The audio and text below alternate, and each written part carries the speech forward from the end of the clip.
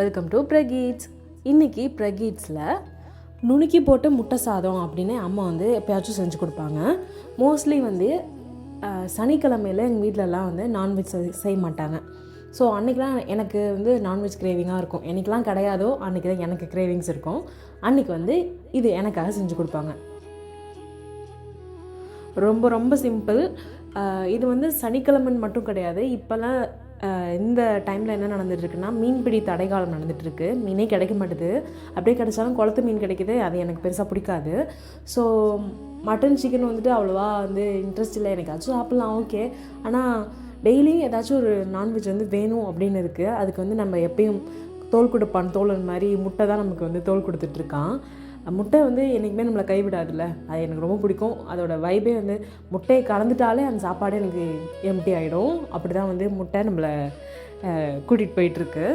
So அந்த சாதம் செய்கிறதுக்கு நமக்கு வந்து நான் வந்து ஒரு ஆளுக்கு சாப்பிட்ற மாதிரி தான் செய்ய போகிறேன். ஸோ எல்லாமே கரெக்டான குவான்டிட்டியில் வந்து நான் சொல்கிறேன்.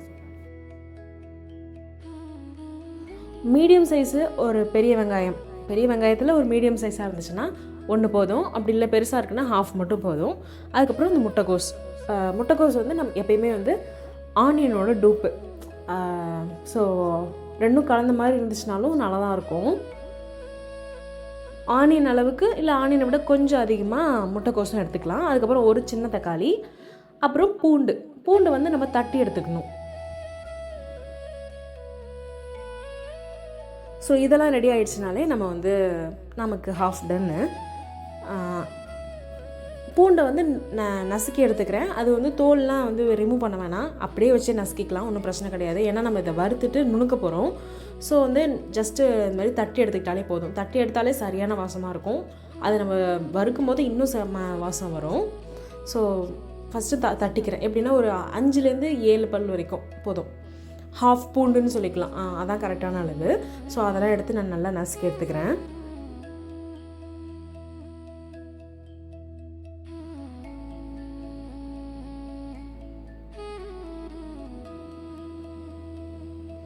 இப்போது ஒரு பேனில் தேவையான அளவுக்கு எண்ணெய் எடுத்துக்கலாம். எந்த எண்ணெய் வேணாலும் யூஸ் பண்ணலாம்.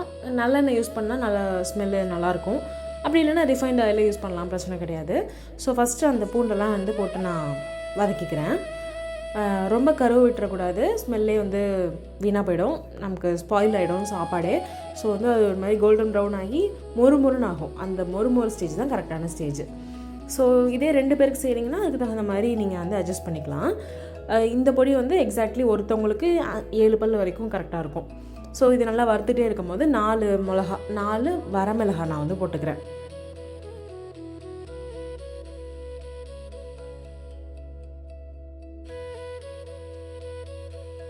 இதையும் சேர்த்து நல்லா வதக்கணும் அப்படின்னா அந்த ஸ்மெல்லு வந்து சூப்பராக இருக்கும். ரெண்டும் சேர்ந்து வறுபட்டு அதை வந்து நம்ம அரைச்சி வச்சுக்க போகிறோம்.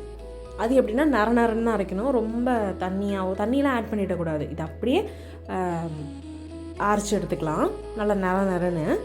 ஸோ தட் நம்ம அது மேலே தான் போட போகிறோம். இதை வேறு தனி மிளகாத்தூள்னு எதுவுமே கிடையாது.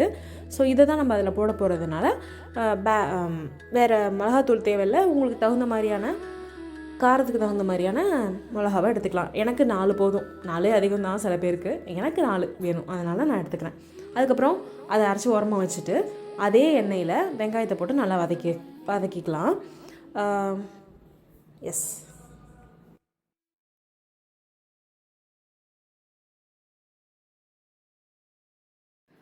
இதுவுமே நல்லா கோல்டன் ப்ரௌன் கலரில் மாறணும். எப்பயுமே இது மாதிரி இந்த வெரைட்டி ரைஸ்க்கெல்லாம் வந்து நல்லா வதங்கிடணும். மற்றதுனா கூட பரவாயில்ல, வெரைட்டி ரைஸ்க்கு நல்லா வதங்கிடணும். பிரியாணிக்கும் நல்லா வதங்கணும். நெக்ஸ்ட் வந்து நான் முட்டைக்கோஸை வந்து ஆட் பண்ணிக்கிறேன். அதாவது நம்ம டூப்பு, ஆனியனோட டூப்பு. நான் அப்படி தான் எங்கள் வீட்டில் சொல்லுவேன். கடையில், முக்கியமாக டீ கடையிலலாம் வந்து இந்த வெங்காய போண்டாவில் வந்து ஆனியன் விலை அதிகமாகிடுச்சுன்னா அதில் முட்டைக்கோஸ் அதிகமாக பார்க்க முடியும். அன்றைக்கி அங்கே பிடிச்சது தான் இந்த வேர்டு.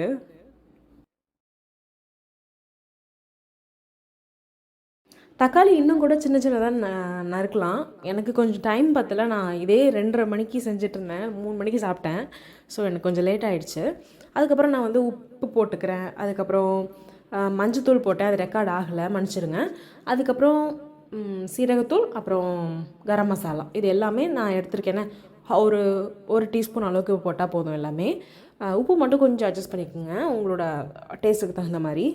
ஸோ இது எல்லாத்தையும் நல்லா வதக்கிக்கலாம். இப்போவே சரியான ஸ்மெல்லு.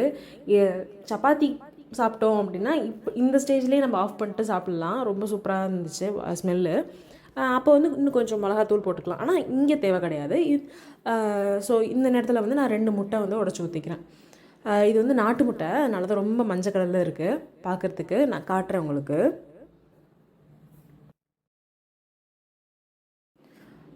உங்கள் ஊர்லலாம் நாட்டு முட்டை வந்து என்ன ரேட் அப்படின்னு சொல்லுங்கள். இங்கெல்லாம் வந்து 12 ரூபா 15 ரூபா கூட சில இடத்துல விற்கிறாங்க. தெரிஞ்சவங்கனால 12 ரூபாய்க்கு கொடுத்தாங்க. ஸோ அது வந்து 2 முட்டை எடுத்துக்கலாம். அப்போலாம் கிடைக்கிறதே ரேராக இருக்காது. ஸோ அதோடய ஸ்மெல்லு வந்து கொஞ்சம் அதிகமாக இருக்கும் நார்மல் முட்டையை விட. ஸோ அதனால் இந்த மசாலாவோடு சேரும்போது கரெக்டாக இருக்கும். அதனால் பிரச்சனை கிடையாது. ஸோ நல்லா வதக்கிக்கலாம்.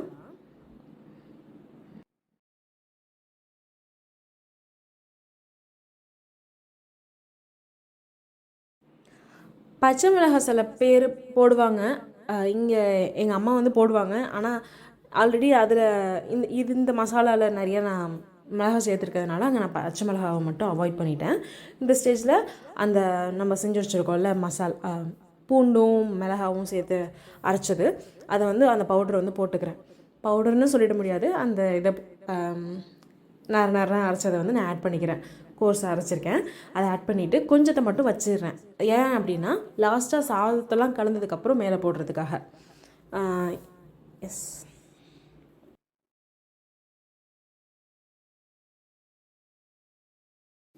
இதை அப்படியே நிறுத்திட்டு நம்ம சப்பாத்தி கூட இல்லை தோசை கூடலாம் பரோட்டா கூட இதுகள் கூடலாம் சாப்பிட்டோம்னா அல்டிமேட்டாக இருக்கும். இது வந்து லஞ்சுன்றதுனால நான் வந்து ரைஸை வந்து சேர்த்துக்கிறேன். இது நார்மல் ரைஸ் தான். பாஸ்மதி ரைஸ் போட்டால் இன்னும் சூப்பராக இருந்திருக்கும். ஸ்மெல்லும் சரி, பார்க்குறதுக்கும் சரி. இது நார்மலாக வீட்டில் செஞ்ச வடித்த சாதம். ஸோ அதை தான் எடுத்து நான் கலந்துக்கிறேன்.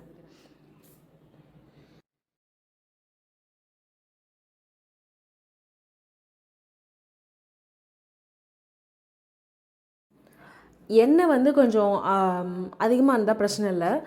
இந்த சாதத்துக்கு வந்து எண்ணெய் கொஞ்சம் அதிகமாக இருந்தால் தான் வந்து நல்லாயிருக்கும். ஏன்னா கொஞ்சம் டைம் எடுத்து இப்போ லஞ்சுக்கெலாம் எடுத்துகிட்டு போனோன்னா அது வரைக்கும் ட்ரை ஆகாமல் இருக்கும். மதியானம் அன்றைக்கி முருங்கைக்காய் செஞ்சுருந்தாங்க, வறுத்துருந்தாங்க. ஸோ அதை வச்சு நான் இந்த லஞ்சை வந்து முடிச்சுக்கிட்டேன். இதோட இந்த விலாகும் முடியுது. நெக்ஸ்ட் வீடியோவில் பார்க்கலாம். பாய்.